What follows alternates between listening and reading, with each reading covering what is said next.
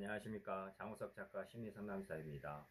오늘은 조현병에 대한 감각 이상에 대한 것과 환청망상에 대한 이야기를 나누려고 합니다. 우리의 오감이 있죠.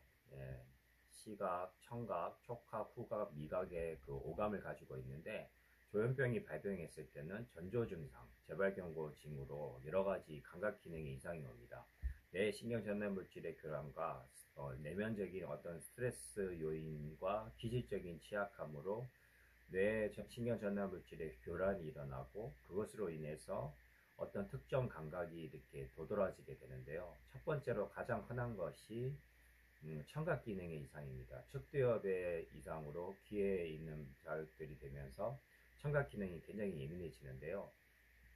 예를 들면 이제 층간소음이라든지 핸드폰의 어떤 그런 거라든지 연결돼서 이렇게 나하고의 어떤 소리에 민감해지면서 그 사람들이 나를 괴롭히는 것 같고 나에게 뭔가 방해를 주려고 소리가 들리는 것 같고 그리고 여러 가지가 연결이 되면서 그 생각이 괴로워지게 됩니다. 그 괴로워지는 생각을 찾다 보니까 이제 망상이라는 생각 속으로 들어가서 그 사람들이 나를 음해하거나 괴롭히거나 집에다가 도청장치를 설치하거나 핸드폰으로 추적을 해서 나를 괴롭히려는 의도가 있지 않을까라는 것에서 이제 청각 기능의 이상으로 인해서 오해 착각이 오고 그리고 환청으로부터 비롯해서 또 망상이 찾아오게 됩니다. 그것을 해석하려고 하니까 찾아오게 되는데 이 모든 것이 과잉 스트레스를 받고 뇌의 어떤 스트레스의 그 극대화가 됐을 때 우리가 핸드폰 배터리가 이제 15%가 되면 절전 모드가 되잖아요.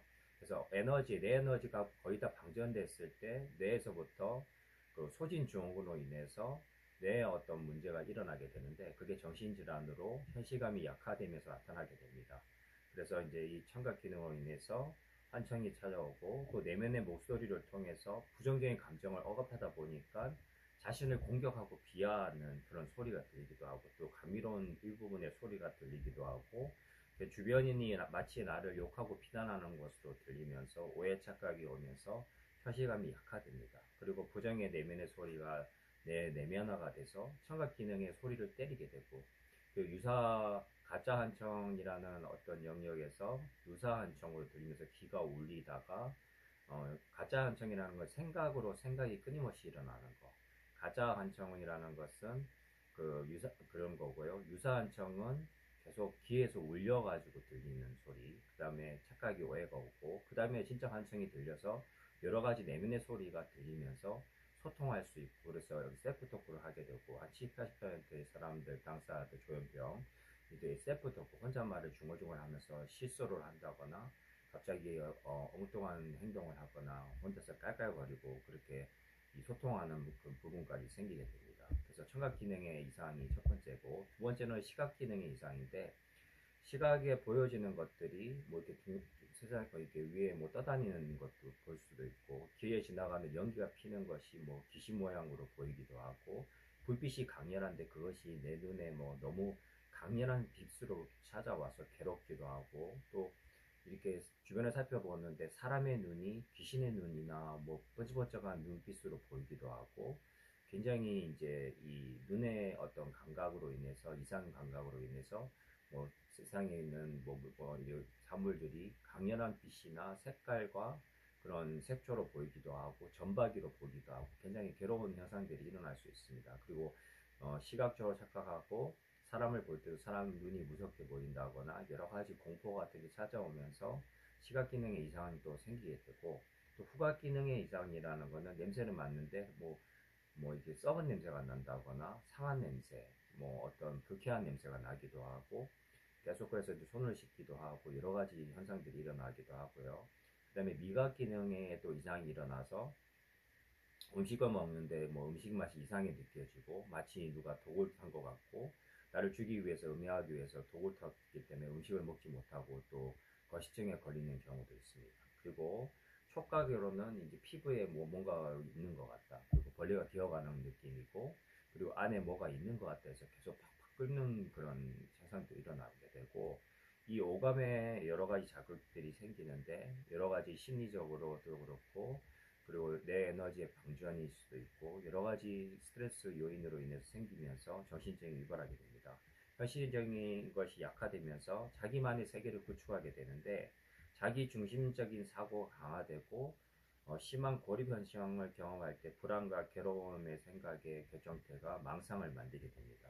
그래서 인간관계에 대한 자의적인 해석을 하게 되고 사람들과 고립되다 보니까 자기 생각에 갇히게 되다 보니까 한쪽에는 망상을 하고 한쪽에 환청을 경험하고 어떤 경우는 망상만 있는 사람도 있고 환청이 있는 사람이 있지만 이 두 가지가 같이 나타나는 사람들이 많고 수근수근 대다가 욕하는 소리도 들리고 나를 괴롭히거나 나를 죽이려고 한다는 그 느낌으로 다가오게 되면서 점점 현실감을 이탈하게 되고 그러다 보니까 나를 방어하기 위해서 공격적이고 또 가감한 행동을 하게 되고 돌발한 행동을 하게 돼서 주변 사람들과 갈등이 일어나고 이 감정이라는 것은 발병을 하게 되면 흑백 논리 사고가 갖게 됩니다.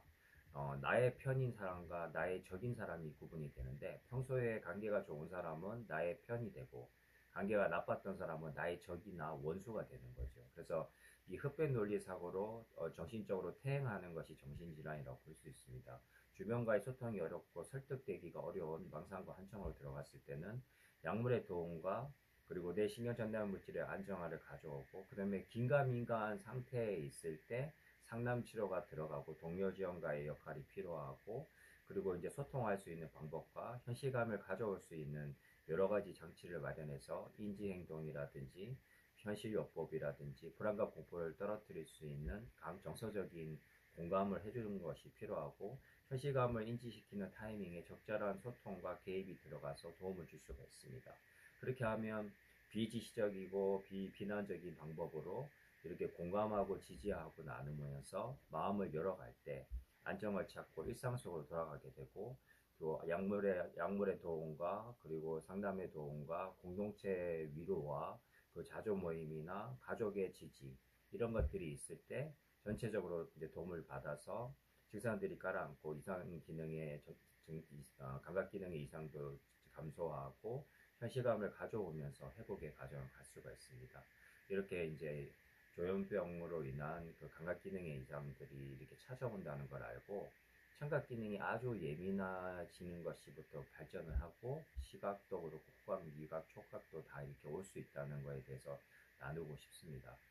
저도 과거 20대 때 이제 이런 병을 겪었을 때는 그런 경험을 했었고 20대 후반까지 엄청난 고통을 겪다가 이제 이렇게 관리하는 법을 배워서 30대 이후로는 일반적인 삶을 살아가게 됐고 그리고 정신건강의학과 병원을 폐쇄병동에서 치료진으로 일하면서 많은 분들을 도와주고 하면서 또 저도 깨달아 갔고 그리고 이제 5년 전부터 상담 일을 하면서 많은 내담자들 특히 조현병 당사자들 70%를 상담하고 있고 30%는 조울증인데요. 이런 분들을 상담하면서 어떻게 좋아지는지 방법을 나누고 그리고 함께 하면서 회복의 과정을 같이 가고 있습니다. 정신건강을 어려움을 겪는 당사자와 가족들을 늘 응원하고 상담이 필요하신 분들은 이렇게 연락처 적어 놓겠습니다. 항상 응원하고 귀한 나날 되시고 조현병과 조울증의 어떤 큰 파도에서 이렇게 넘어가는 법을 파도 타기를 배우고 회복 과정을 잘 가시기를 늘 응원하겠습니다. 감사합니다. 장우석 작가 심리상담사였습니다. 감사합니다.